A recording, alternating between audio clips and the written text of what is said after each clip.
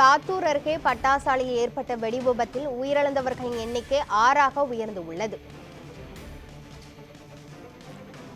சாத்தூர் அருகே சாய்ராம் என்ற பட்டாசாலையில் வெடிவிபத்து ஏற்பட்ட நிலையில் இதில் உயிரிழந்தவர்களின் எண்ணிக்கை 6ஆக உயர்ந்துள்ளது.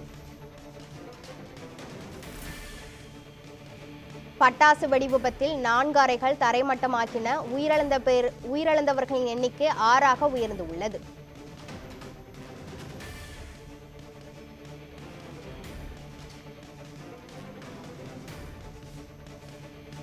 சாத்தூர் அருகே பட்டாசாலையில் வெடிவிபத்து ஏற்பட்ட நிலையில் இதில் உயிரிழந்தவர்களின் எண்ணிக்கை 6ஆக உயர்ந்துள்ளது. இந்த வெடிவிபத்தில் 4 அறைகள் தரைமட்டமாகி உள்ளது.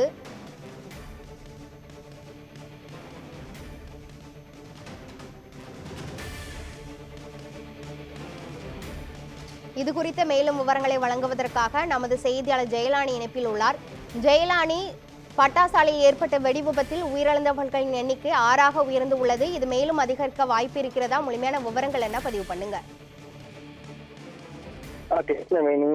குட்டிச்சப்பான் என அழைக்கப்படக்கூடிய சிவகாசி மற்றும் சுற்றுவட்டார பகுதியில் 1200க்கும் மேற்பட்ட பட்டாசாலைகள் என்பது இயங்கி வருகிறது. தீபாவளி முடிந்து தற்பொழுது பட்டாசு தயாரிப்பு என்பது மிகவும் விறுவிறுப்பாக நடைபெற்று வரக்கூடிய சூழ்நிலையில் தற்பொழுது இந்த விபத்தானது ஏற்பட்டுள்ள சம்பவம் ஒரு தீவிர சம்பவமாக கருதப்படுகிறது. விருதுநகர் மாவட்டம் சாத்தூர் அருகே பொம்மையாபுரம் கிராமத்தில் செயல்பட்டு வரும் தனியார், அதாவது சாய்நாத் பயர் பட்டாசாலையில் காலை வழக்கம் போல தொழிலாளர்கள் பணியில் ஈடுபட்டு வந்துள்ளனர். இந்த நிலையில் பட்டாசு தயாரிக்க மருந்து கலவை தயாரிக்கும் பொழுது உராய்வு ஏற்பட்டு திடீரென வெடிவிபத்து ஏற்பட்டதாக கூறப்படுகிறது.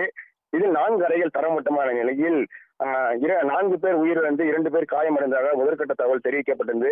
இந்த நிலையில் தற்போது மேலும் 20 உயிரிழந்த நிலையில் பலி எண்ணிக்கை தற்பொழுது 6ஆக உயர்ந்துள்ளது. விபத்து குறித்து தகவல் அறிந்து சாத்தூர் தீயணைப்பு மற்றும் மீட்பு பணி நிலைய வாகனங்கள் விரைந்து மீட்பு பணியில் ஈடுபட்டு வருகின்றனர். இந்த விபத்து குறித்து வச்சக்காரப்பட்டி போலீசார் சம்பவ இடத்திற்கு வந்து விசாரணை என்பது மேற்கொள்ளப்பட்டு வருகிறது. கூடுதலாக ஏதும் உயிரிழப்பு ஏற்பட்டுள்ளதா என்பது குறித்து விசாரணை மேற்கொள்ளப்பட்டு வருகிறது. கிருஷ்ணவேணி. சாத்தூர் அருகே பட்டாசாலையில் ஏற்பட்ட வெடிவிபத்தில் 6 பேர் உயிரிழந்ததாக தகவல் தெரிவிக்கப்பட்டுள்ளது. இது குறித்த விவரங்களை வழங்கியதற்கு நன்றி ஜெயலானி.